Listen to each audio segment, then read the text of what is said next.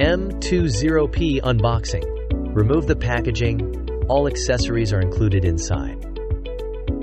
Remove the kickstand mounting screw.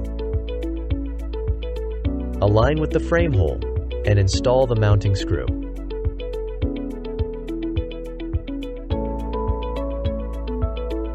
Remove the brake pad protective bracket. Remove the bicycle fork protector screws and take off the protective bracket. Install the front wheel. Install the screws, making sure the washers are facing the correct direction.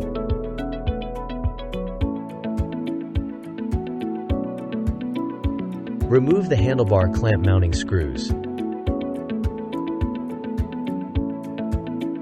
Install the handlebar, adjust it to a comfortable position, and tighten the clamp screws.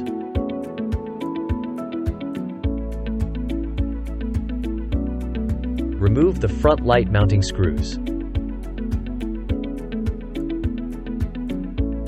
Install the front light, adjust it to the proper angle, then secure it with the screws.